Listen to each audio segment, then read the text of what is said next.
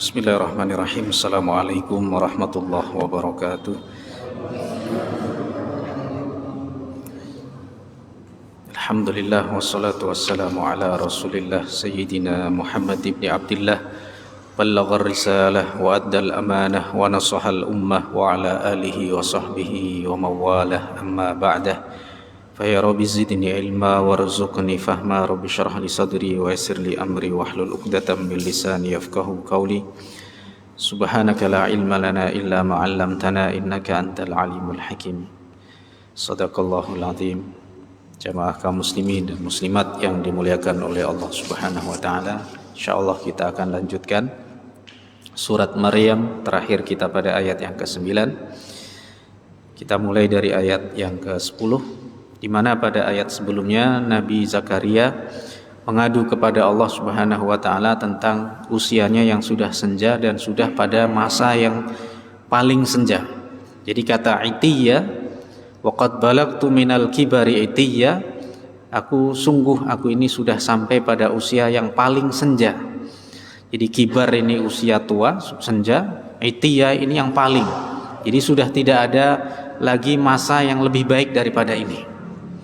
Seperti ada pepatah mengatakan, kalau sudah sampai puncak maka tidak ada jalan lagi kecuali turun. Ya kan, kalau sudah mendaki sampai puncak maka jalan yang terakhir apa?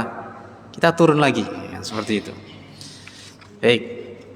Kemudian Allah Subhanahu wa taala mengatakan, menjawab, huwa alayya hayyin. Bagiku itu sangat mudah menjadikan sesuatu yang sebelumnya tidak ada menjadi ada. Jangankan untuk menciptakan satu nyawa manusia, seorang manusia, alam semesta ini pun yang tadinya tidak ada diadakan oleh Allah Subhanahu wa taala. Dan ayat yang ke-10 Allah Subhanahu wa taala berfirman, na'udzubillahi minasyaitonirrajim. Qala rabbi ij'al li ayah. Qala ayatuka alla tukalliman nasa thalatha layalin sawiyah. Zakaria berkata, Rabbi, wahai Tuhanku, ij'al li ayah, jadikan untukku ini tanda, satu ayat yang menjadi alamat atau pertanda, karena ayat ini artinya adalah tanda, dalil. Dalil ini kan yang menandakan, yang menunjukkan. Ada nggak indikasi kalau saya ini mau punya anak? Ini benar, ini adalah informasi ini, bukan berarti beliau ini meragukan, untuk memastikan apakah tandanya. Ya. Orang ini mau punya anak, ya, ini kasih tanda untuk memastikan, artinya untuk memantapkan, bukan dalam rangka untuk mengingkari. Apa itu tandanya? Kata Allah, qala ayatuka alla tukalliman nasa thalatha layalin sawiyya, yaitu kau tidak akan bicara kepada manusia selama 3 malam secara sempurna. 3 malam di sini maksudnya adalah 3 malam, 3 hari, 3 siang. Ya. Jadi kata malam di sini menunjukkan waktu siang secara umum. Dan biasanya dalam Al-Quran kata malam ini lebih didahulukan daripada waktu siang. Wa ja'alna al-laila libasa wa ja'alna an-nahara ma'asha. Terlebih malam terlebih dahulu. Inna fi khalqis samawati wal ardi wa ikhtilafil laili wan nahar. Sesungguhnya dalam penciptaan langit dan bumi dan pergantian wal laili wan nahar, ikhtilafil laili wan nahar, berarti pergantian malam dan siang. Karena sebelumnya Allah belum menciptakan matahari, belum menciptakan ini, maka gelap terlebih dahulu, malam. Barulah setelah itu Allah menciptakan siang. Maka malam itu maksudnya adalah termasuk siangnya. Kecuali yang saya sampaikan pada kesempatan yang lalu, ingin saya sampaikan lagi, kita ulang lagi, kita murojaah. Di surah Al-Haqqah itu disebutkan tentang azab yang menimpa kaum Ad. Itu adalah angin yang sangat kencang dan sangat dingin. Tidak ada seorang pun kaum Ad yang kena angin itu kecuali mereka ini akan diterbangkan kemudian dijatuhkan dalam keadaan ka'annahum a'jazu nakhlin khawiyah, seperti batang kurma yang lapuk tidak ada isinya, tinggal kulitnya saja. Seluruh isinya ini sudah hancur, sudah dikeluarkan oleh angin itu. Sampai ada yang masuk ke gua, ya, masuk ke gua, ini tetap angin itu mencari-cari orang itu. Di angin yang sangat kencang lagi, sangat dingin. Itu rih sarsarin atiyah. Itu disebutkan sakharaha alaihim sab'a layal wa thamaniyata ayyam. Jadi angin ini menaklukkan atas kaum Ad selama sab'a layal, 7 malam, wa thamaniyata ayyam, dan 8 hari atau 8 siang. Kenapa? Karena dimulainya itu adalah sehabis waktu subuh, dan waktu subuh ini sudah masuk waktu siang, ya kan? Subuh ini sudah masuk waktu siang, sehingga apa? Dimulai dari waktu subuh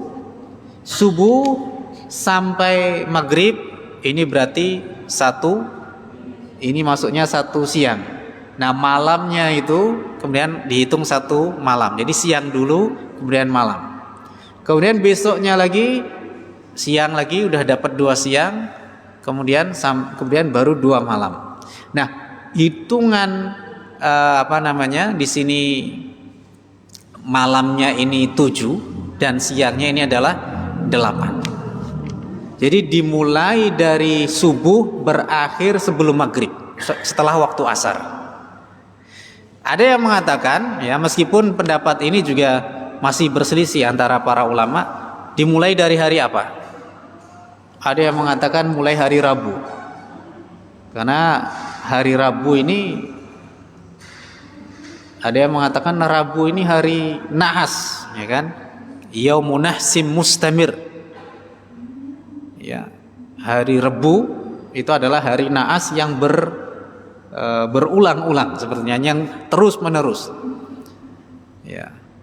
Tapi bukan berarti kemudian apakah ini semua hari Allah ciptakan baik, ya? Kalaupun itu Allah menjatuhkan pada hari Rabu, itu juga bukan berarti hari Rabu itu hari celaka. Banyak juga pesantren-pesantren biasanya Rabu itu menganggap hari Rabu itu hari baik.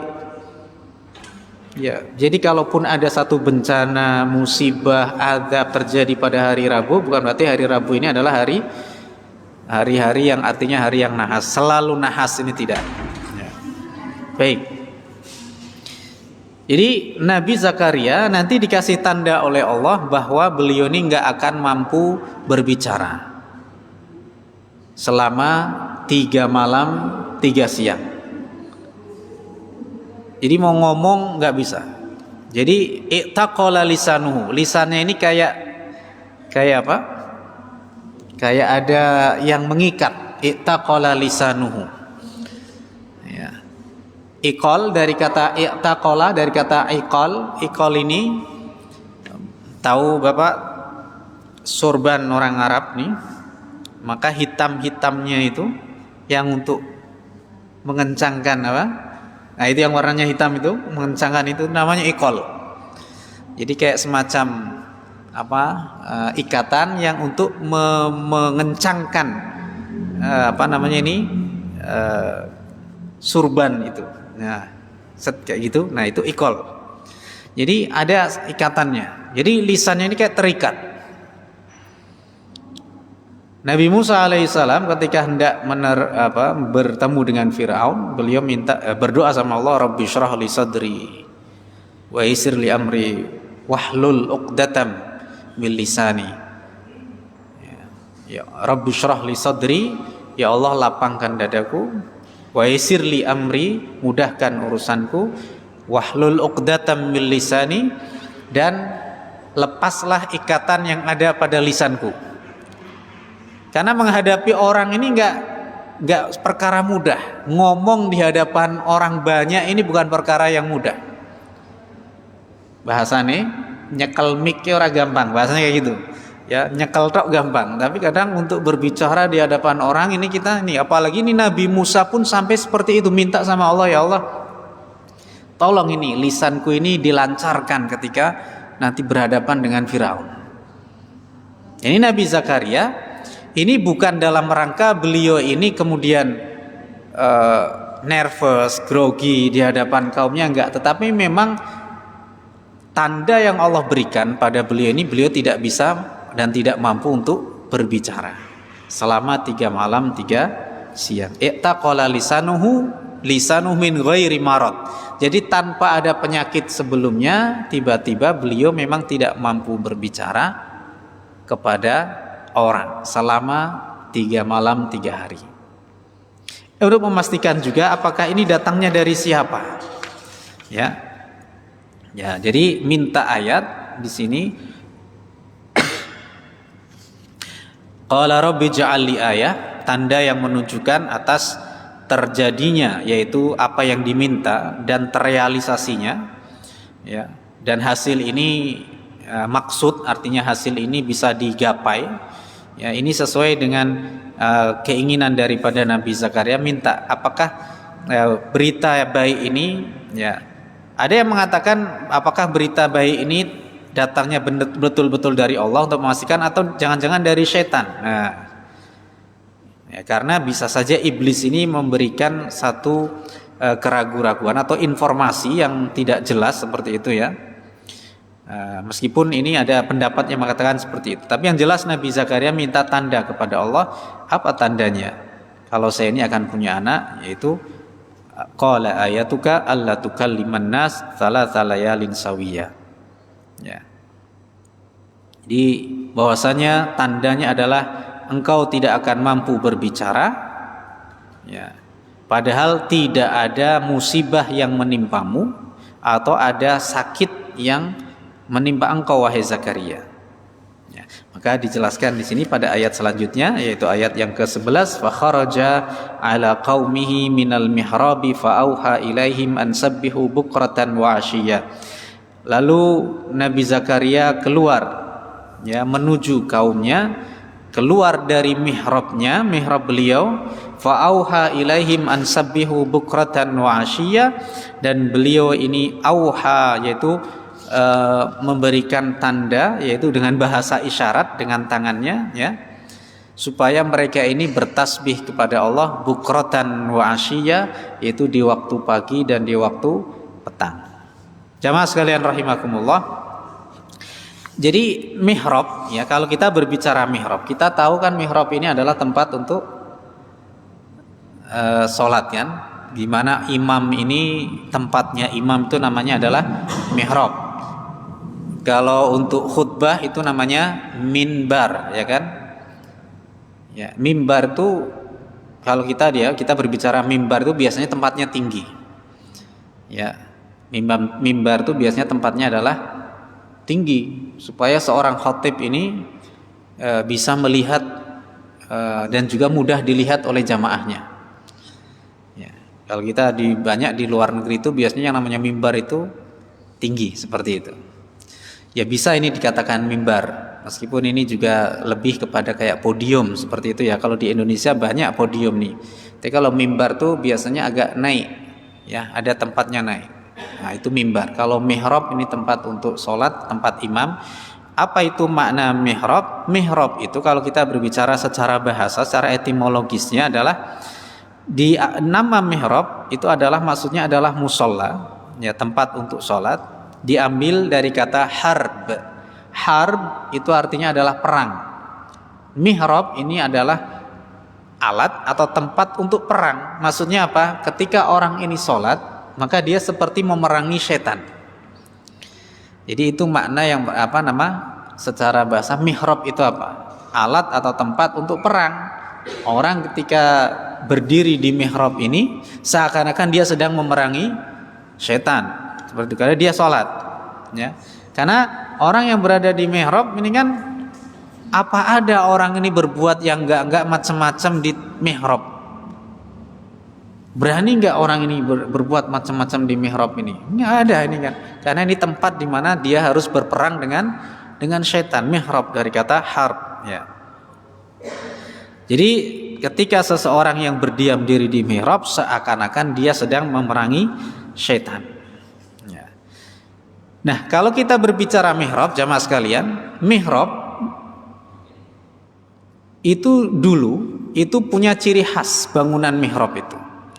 Jadi bangunan mihrab itu bangunannya itu tinggi, ya boleh lah, katanya segini tinggi, kemudian rapat, ada lubang kecil tapi atas agak tinggi. Karena zaman dulu kan belum ada yang namanya kan AC, kipas angin belum ada, jadi tetap ada ventilasi untuk udara. Jadi mihrab itu biasanya tempatnya ini bangunan tinggi, kemudian di hampir sampai atapnya itu ada lubang kecil, yaitu untuk ventilasi udara. Artinya apa? Siapapun orangnya kalau di dalam mihrab, artinya dia lebih terjaga.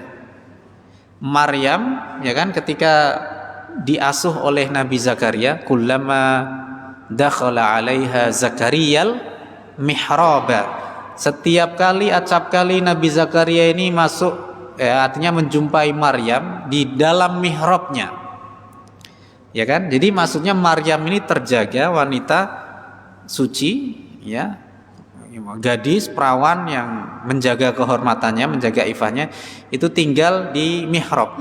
Jadi tempatnya itu tinggi bangunannya, dan di situ ada, kalaupun ada lubang ventilasinya itu kecil. Ya, dulu Nabi Dawud alaihissalam ini kan dikisahkan beliau ini gara-gara melihat burung yang indah dari mihrab itu, dari lubang mihrab, kemudian beliau naik, kemudian ternyata di bawah melihat seorang wanita, ya, kemudian yang ingin diperistri beliau tadi, ya. Jadi mihrab itu tempatnya rapat, ya, ada lubangnya itu di kecil. Jadi makanya benar, kalau zaman dulu yang namanya musola, masjid itu biasanya ada lubang kecilnya, itu mihrab itu paling tidak meniru gaya mihrab di waktu itu. Tapi sekarang namanya masjid ber-AC segala macam, sehingga relatif rapat seperti itu, ya. Intinya bangunan mihrab itu lubangnya tidak terlalu, artinya tidak, ya, besar, artinya ada tapi nanti di atas, ya. Ya. Baik, itu ya mihrab. Jadi ketika Nabi Zakaria keluar dari mihrabnya, dari tempat sholatnya beliau, ya, menuju kaumnya, fa'auha ilaihim an sabbihu bukratan wa asyiyah. Beliau memberikan petunjuk, ya, artinya di sini ada memberikan tanda dengan bahasa isyarat beliau, auma'a, ya, memberi isyarat dengan anggota tubuhnya supaya mereka ini ansabbihu bukratan wa asyiyah. Auma'a itu artinya seperti auma'a yumi, menundukkan kayak gini. Di waktu ini, waktu bukroh, yaitu pagi, kamu nanti gini. Artinya menyuruh, apa kata para ulama? Maksudnya adalah sholatul fajri wa sholatul asr, yaitu bertasbih kepada Allah di waktu pagi, maksudnya adalah sholat subuh, wa asyiyah, dan di waktu petang adalah untuk melakukan sholat asar.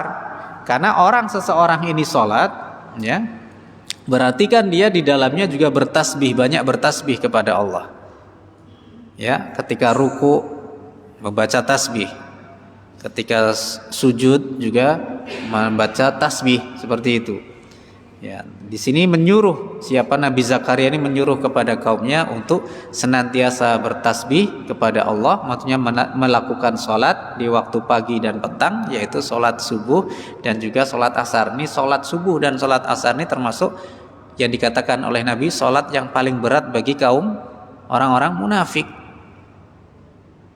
ya kan? Walau alimu ma fihima la atauhuma walau habwan. Kalau seandainya orang-orang itu tahu, orang munafik ini tahu keutamaan yang ada, yang dimiliki oleh sholat subuh dan sholat asar, sungguh mereka akan mendatanginya meskipun dalam keadaan merangkak, ya. Ini sholat subuh dan sholat asar. Apa ini? Sholat subuh ini waktu orang istirahat, sholat asar pun kadang seperti itu. Mungkin kalau orang tidak kecapean juga mungkin ya istirahatnya bablas seperti itu. Dan biasanya kadang ini waktu belum sholat, belum ngantuk, tapi kalau sudah mau menjelang sholat kadang dibikin ngantuk, seperti itu, Ya, ini kadang setan seperti itu. Ya. Ini salah satunya adalah waktu sholat asar. Ya, ini bukratan wa asyiyya. Jamaah sekalian rahimakumullah, itu adalah ayat yang ke 11 ya. Sekarang kita berlanjut pada ayat yang ke-12. Ya Yahya khudhil kitaba biquwwah wa atainahul hukma sabiyya. Wahai Yahya, di sini Allah mengatakan wahai Yahya, Allah berkata kepada sang bayi, anak di sini, ya Yahya khudhil kitaba, ambillah, peganglah erat-erat kitab tersebut. Apa yang dimaksud kitab ini? Adalah At-Taurah, yaitu kitab Taurat, kitab yang Allah berikan kepada Nabi Musa alaihissalam sebagai Nabi Bani Israel. Pegang erat-erat itu kitab Taurat, artinya pahami isinya, amalkan ya, komitmen dengan isinya, jangan dirubah ya. Ya. Bikuwah dengan kuat-kuat, dengan erat-erat.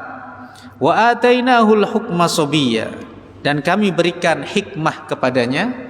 Maksudnya apa? Hikmah ini pengetahuan tentang ilmu.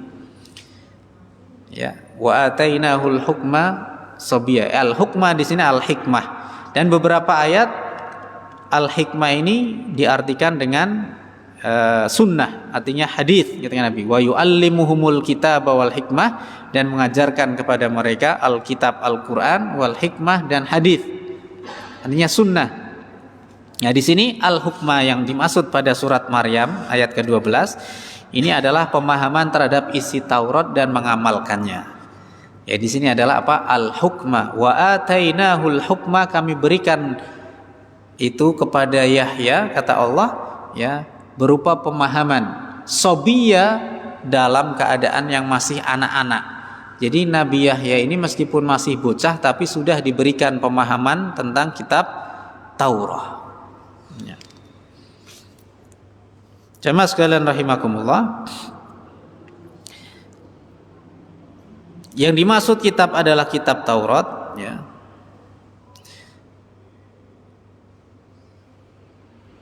Kemudian wa atainahul hukma sabiyya. Hukum di sini adalah hikmah, pemahaman terhadap kitab Taurat tersebut ya. Dan juga mengetahui ilmu-ilmunya, menghafalkannya, mengamalkannya. Ada juga yang mengatakan al-hukmah ini adalah an-nubuwah, kenabian. Diberikan Nabi Yahya ini juga menjadi seorang nabi nantinya. Ada juga al-aql, yaitu akal, pemahaman ya. Maksud di sini jamaah ketika berbicara tentang wa atainahul hukma sabiyya, diriwayatkan dari Sa'id bin Jubair, beliau berkata, yaqulu i'mal bima fihi min faraid, yaitu lakukanlah, amalkanlah hal-hal yang fardu, yang difardukan oleh Allah di dalam kitab tersebut. Ada juga yang mengatakan dari riwayat Ibnu Abbas dari Nabi SAW, wa atainahul hukma sabiyya a'tal fahma wal ibadata wa huwa ibnu sab'i sinin. Jadi Nabi Yahya ini usianya meskipun masih 7 tahun, beliau diberikan oleh Allah pemahaman dan juga ahli ibadah meskipun usianya ini masih 7 tahun. Biasanya kita ini anak-anak baru diajarkan sholat kan, ini baru perintah sholat ini mulai agak ditegesin kan mulai umur 7 tahun. Muru auladakum bis sholati idza balagu sab'a sinin. Suruhlah anak-anak kalian ini untuk melakukan sholat kalau mereka usianya sudah 7 tahun. Wadribuhum 'alaiha idza balagu asyra sinin, dan pukullah kalau mereka meninggalkannya kalau sudah usianya 10 tahun. Ini kalau dalam syariat kita 7 tahun ini sudah mulai agak tegas kita ini untuk sholat. Anak-anak ini udah mulailah, maksudnya 7 tahun ini sudah harus paham ini sholat apa ya. Nanti 3 tahun berikutnya 10 tahun sudah mulai tegas lagi, agak tegas lagi. Jadi 7 tahun dimulai. Ini Nabi Yahya sudah diberikan pemahaman dan sudah beribadah usia 7 tahun. Bahasanya sudah, beliau ini sudah ndolor, sudah paham dengan hukum-hukum syariat meskipun usianya masih bocah kelas 1 SD. Anak-anak di usianya itu umur 7 tahun itu ya ya banyaklah yang taruhlah mungkin masih banyak yang sholatnya ini belum seluruhnya. Ya, kalau tidak orang tua ini tidak memperhatikan betul-betul, 7 tahun masih kecil gitu kan. Malah justru itu 7 tahun kita sudah mulai mengajari dan memberi contoh kepada anak-anak kita ya supaya mereka ini mengerjakan sholat. Jadi 7 tahun di sini Nabi Yahya sudah diberikan pemahaman dan bagaimana cara beribadah kepada Allah Subhanahu wa taala. Ya. Ada juga yang mengatakan usia beliau masih 2 tahun, masih 3 tahun, masih belajar berbicara, tetapi sudah diberikan pemahaman itu. Ya. Dari Ibnu Abbas dikatakan, ya, Rasulullah Shallallahu Alaihi Wasallam bersabda, qala, ya, qala al-ghilman li Yahya bin Zakaria. Jadi ada satu riwayat, ya, dari Imam Al-Hakim, ya, riwayat dari Ibnu Abbas dari Rasul Shallallahu Alaihi Wasallam bercerita tentang Nabi Yahya bin Zakaria. Wa atainahul hukma sobiyya. Apa sih makna Nabi Yahya ini kok masih kecil tapi kok sudah pemikirannya ini pemikiran yang sudah, yang fahamnya itu udah Masya Allah, artinya udah paham dan juga sudah ngerti tata cara ibadah. Jadi di waktu itu ada anak-anak kecil yang seusia Nabi Yahya ketika beliau masih bocah. Anak-anak sebayanya itu bilang kepada Nabi Yahya seperti ini. Nah, Yahya masih kecil. Idhab bina nal'ab. Ayo kita pergi, kita bermain-main. Ya usia anak segitu 7 tahun kan pengennya main-main. Ya. Pernah Pak lihat usia anak 7 tahun sholatnya serius? Belum ya, rata-rata belum. Ini Nabi Yahya sholatnya udah serius. Jadi mungkin dolor sebelum waktunya, tapi dolornya dolor yang baik di sini. 7 tahun sudah sholatnya itu udah serius. Berbeda dengan anak-anak kita kan, 7 tahun itu kan masih main-main ya. Ya mungkin kadang nggak wudhu atau mungkin ini asal sholat, nggak ngerti ini batal asal sholat saja, mungkin najis belum paham betul tentang itu. Tapi beda dengan Nabi Yahya ya. Sampai ada dikisahkan anak-anak sebayanya itu bilang, Yahya ayo kita main, seperti itu. Idhab bina nal'ab, ayo kita main, kita pergi main. Faqala Yahya menjawab, yang waktu itu beliau masih kecil ya, ma lilla'bi khuliqna, kita ini diciptakan bukan untuk main-main. Mosok ada anak kecil 7 tahun langsung bilang kita ini diciptakan oleh Allah bukan untuk main-main. Ini kalau anak sebayanya dengar kan, nek wong Batang kan gaya kan gitu. Ya. Idhabu nusolli, ya. Ayo kita pergi untuk apa? Untuk sholat. Jadi anak usia 7 tahun itu sudah apa? Ngajak teman-temannya untuk sholat. Ayolah sholat kayak gitu. Ya, ini anak, karena ini yang nanti akan menjadi seorang nabi kan. Ya, wa atainahul hukma sobiyya. Seperti kisah Imam Nawawi ya, seorang auditor ya madhab Syafi'i, seorang yang mengaudit madhab Syafi'i ini Imam Nawawi, yang kitabnya itu kitab fikihnya paling besar yaitu Al-Majmu' Syarah Muhadzab karya Imam Asy-Syirazi. Jadi Imam Asy-Syirazi mengarang kitab namanya Al-Muhadzab. Kemudian kitab Al-Muhadzab ini disyarah oleh Imam Nawawi dengan dengan syarahnya ini dinamakan, mempunyai nama Al-Majmu'. Jadi Al-Majmu' Syarahul Muhadzab. Kitab Al-Majmu' syarah dari kitab Al-Muhadzab. Jadi Al-Majmu' ini karya Imam Nawawi, Al-Muhadzab ini karya Imam Asy-Syirazi. Ya. Jadi waktu kecil Imam Nawawi ini diajak main sama anak-anak sebayanya.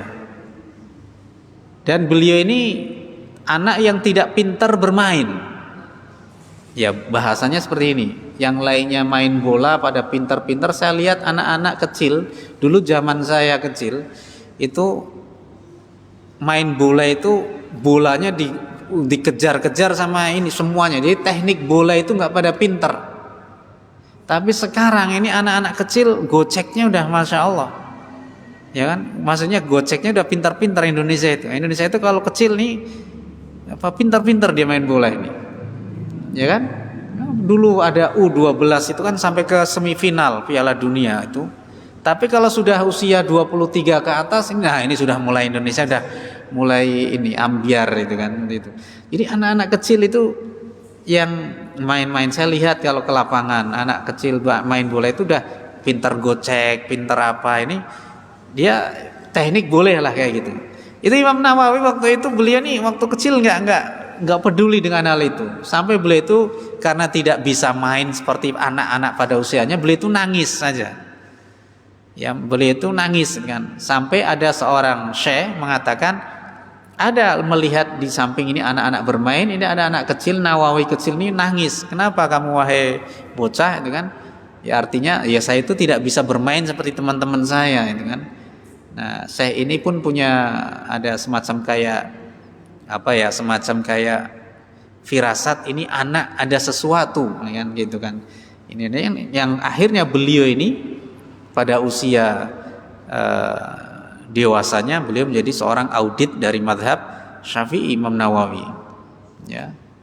Siapa yang tidak kenal dengan Imam Nawawi? Ya, kita kenal Imam Nawawi seperti kita mengenal Imam Bukhari. Kita seperti mengenal Imam Muslim. Ya, namanya sangat populer. Ibnu Hajar Al-Asqalani, Ibnu Taimiyah, dia ulama-ulama yang sangat namanya tidak asing lah. Meskipun banyak sekali ulama-ulama hebat ini kan. Nah, ini jadi beliau ini tidak cakap dalam urusan seperti itu. Ya, ada makanya Bapak Ibu sekalian, kadang anak itu memang lemah dalam satu bidang, tapi bisa jadi dia punya kelebihan di bidang-bidang yang lain. Ya. Ya ini. Jadi wa atainahul hukma sabiyya, yaitu ketika Yahya bin Zakaria masih kecil ini diajak main oleh teman-temannya, tapi malah ngajak mereka untuk sholat. Dan riwayat yang lainnya, Imam Baihaqi dalam Syu'abul Iman meriwayatkan dari Ibnu Abbas, beliau berkata Rasulullah sallallahu alaihi wasallam bersabda, "Man qara'al Qur'ana qabla an yahtalima fahuwa mimman utiyal hukma sabiyya." Kata Rasul, ya, barang siapa yang bisa membaca Al-Quran sebelum ihtilam, sebelum akil balik, maka dia termasuk orang yang diberikan pemahaman di waktu kecil. Ada orang ya, ketika ini sekarang, apalagi sekarang lagi program yang namanya BTQ ini segala macam ini untuk membebaskan buta huruf Al-Quran, ya, barang siapa yang bisa baca Quran sebelum akil balik, maka dialah termasuk orang yang diberikan pemahaman ketika masih kecil. Apalagi kalau diberikan dia hafal Quran di waktu sebelum dia akil balik. Ulama-ulama dulu ini sebelum akil balik ini udah pada hatam, sudah hafal Quran, ya kan? Ada yang 7 tahun, ya, ada yang 9 tahun, ada yang 11 tahun, 10 tahun ini kan, ulama-ulama besar seperti itu. Jadi mimman utiyal hukma sabiyya. Ya. Jamaah sekalian rahimakumullah. Kemudian ayat yang berikutnya, ya, yang ke-13, wa hananam min ladunna wa zakatan wa kana taqiyya. Wa hananam min ladunna, ya, hanan ini maksudnya adalah kasih sayang, ya, seperti nama Allah ya Al-Hannan, ya, yang maha pengasih, Hannan. Kalau Hannan itu berarti yang mempunyai sifat kasih. Kalau Hanan tanpa tasydid, Hannan ini yang mempunyai sifat kasih. Kalau Hanan tanpa tasydid nunnya, ini kasih sayangnya. Wa hananam min ladunna, rasa kasih sayang, ya, rahmat dari di sisi kami, dari Allah, ya kan. Wa zakatan, ya, wa hananam min ladunna wa zakatan. Maksud zakah di sini adalah at-tathhir. At-tathhir ini berarti mensucikan, ya, yang datangnya kami ini mensucikan dia Yahya, wal barakah, dan juga adalah berkah, wat tanmiyah, dan juga di sini maknanya adalah sama, berkah, wal bir, dan juga kebaikan-kebaikan. Artinya apa? Di sini diberikan keberkahan kepada Nabi Yahya, ya, yang mana keberkahannya ini menjadi tidak untuk dirinya sendiri saja, tetapi juga untuk orang banyak. Karena beliaulah nanti akan yang memberikan hidayah, artinya memberikan petunjuk kepada umatnya, kepada kaumnya. Ya. Wakila shadaqatan tasaddaqna bihi ala abawai. Ada yang mengatakan zakah. Kalau kita berbicara zakat, ini kan zakat secara bahasa ini artinya mensucikan. Zakat secara bahasa artinya mensucikan, yaitu dengan tapi istilah secara syariat, secara istilahnya adalah zakat itu adalah mengeluarkan sebagian harta yang sudah mencapai nisab atau mencapai haul untuk diberikan kepada yang disebutkan, yaitu ada 8 golongan kelompok yang berhak untuk menerimanya. Itu zakat. Itu mensucikan apa? Harta kita. Barangkali ada harta yang ini yang kotor dan lain sebagainya, sehingga kita sucikan dengan apa? Dengan zakat. Sehingga sejatinya zakat itu mensucikan harta kita dari penyakit supaya berkah. Ya, di sini. Jadi makanya zakat ini adalah sedekah yang wajib. Karena sedekah sunnah banyak, tapi sedekah wajib namanya lebih dikenal dengan istilah zakat. Karena sedekah ini juga berarti zakat juga. Ya, seperti di surat At-Taubah ayat 60, innamas shadaqatu, sesungguhnya sedekah. Maksudnya adalah zakat, ya kan?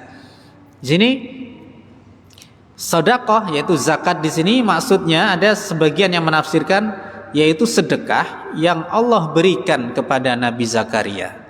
Itu satu anugerah yang Allah berikan kepada Nabi Zakaria yang sudah tua usianya, yang istrinya ini sudah tua dan juga mandul. Ini secara logika ini tidak mungkin punya anak, tapi akhirnya diberikan hadiah, artinya sedekah yang luar biasa dari Allah Subhanahu wa taala. Wa kana taqiyya, dan beliau adalah orang yang bertakwa. Apa itu artinya taqiyya? Mutajanniban lima'asillah muti'an lahu, yaitu menjauhi maksiat Allah dan taat kepadanya. Ya, wa qad ruya annahu lam ya'mal maksiatan qad, dan pernah diriwayatkan bahwasanya Nabi Yahya ini belum pernah melakukan satu maksiat pun. Ya, sampai beliau itu nantinya dibunuh oleh kaumnya. Ya, ini beliau belum sempat artinya melakukan satu kemaksiatan. Ya.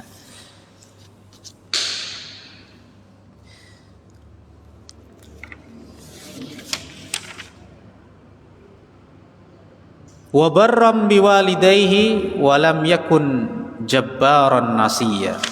Wa barran biwalidayhi, ya, dan beliau ini adalah orang yang berbakti kepada kedua orang tuanya. Wa lam yakun jabbaran nasiya, dan beliau bukanlah orang yang sombong, mutakabbir, ya, orang yang takabur, bukan orang yang sombong. Asiyan, dan juga bukan orang yang bermaksiat, baik itu kepada kedua orang tuanya, karena di sini disebutkan kedua orang tuanya, artinya tidak pernah durhaka kepada kedua orang tuanya, dan juga tidak pernah durhaka atau bermaksiat kepada Tuhannya, yaitu Allah Subhanahu wa taala. Wa hadza wasfun lahu alaihi salam bilinil janib wa khafdil janah, karena ini adalah satu sifat yang dianugerahkan kepada Nabi Yahya, di mana beliau ini adalah orang yang sangat lembut, ya, terhadap sesama. Wassalamun alaihi yauma wulida wa yauma yamutu wa yauma yub'atsu hayya. Dan keselamatanlah atas dirinya, yaitu Nabi Yahya, yauma wulida, pada hari beliau dilahirkan, wa yauma yamutu, dan hari di mana beliau ini nanti mati, meninggal dunia, wa yauma yub'atsu hayya, dan hari di mana beliau ini akan dibangkitkan dalam keadaan hidup. Jamaah sekalian rahimakumullah, ketika berbicara salamun alaihi, Ibnu Jarir dan lainnya mengatakan amanun alaihi minallah, yaitu mendapatkan keamanan atas diri Nabi Yahya yang datangnya dari Allah. Ya, salam.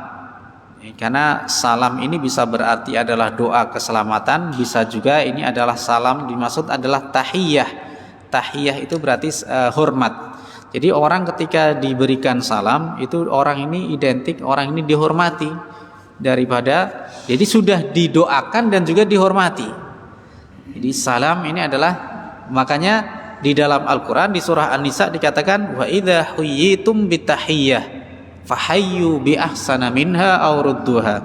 Apabila kalian ini huyyitum, diberikan salam hormat, bitahiyyah ya, fahayyu, maka balaslah, bi ahsana minha, dengan yang lebih baik darinya, aw rudduha, atau balaslah yang semisal.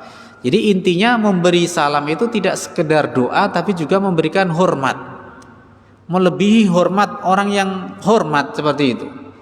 Sekedar hormat saja, hormat Pak, itu lebih afdol, artinya lebih mulia lagi ketika dia mengucapkan salam, assalamualaikum, ini hormat, ini apa namanya, tahiyat. Makanya ada sholat namanya sholat tahiyah masjid, memberikan salam artinya hormat, menghormati dan menghargai masjid ini sebagai rumahnya Allah Subhanahu wa taala. Ini makna at-tahiyyah ya. Di doa apa? Tasyahud kan, itu juga at-tahiyyatul mubarakatuh shalawatut thayyibatu lillah, atau at-tahiyyatu lillah was shalawatut thayyibat dan lain sebagainya. Ini adalah salam hormat. Jadi tidak hanya memberikan salam tapi juga memberikan penghormatan. Itu makna tahiyah. Yauma wulida, yang pertama adalah hari di mana beliau ini dilahirkan. Karena apa? Nabi Yahya ketika dilahirkan ini tidak diganggu oleh setan. Berbeda dengan bayi-bayi yang lainnya, ini adalah sudah, artinya setan ini sudah ada. Ada setan namanya Ummu Sibyan, ibunya anak-anak. Ini suka ganggu sama anak-anak kecil nih. Ada anak-anak kecil lihat pojokan, dia nangis, ya kan? Tutup matanya, dia barangkali bisa lihat. Makanya salah satu ikhtiar supaya anak ini tidak diganggu setan ini ternyata adalah akikoh. Ini akikoh ini termasuk ini. Ya kalau ada anak, Ustaz ini anak saya rewel segala macam, minta disuwuk dan lain sebagainya ya. Suwuk tahu kan? Yang diberikan ini, saya tanya aja, ini aja, simple aja tanya sama orang tuanya. Maaf, sudah diakikah? Belum Ustaz, ya coba diakikah, saya bilang gitu. Coba diakikahin, ya gitu.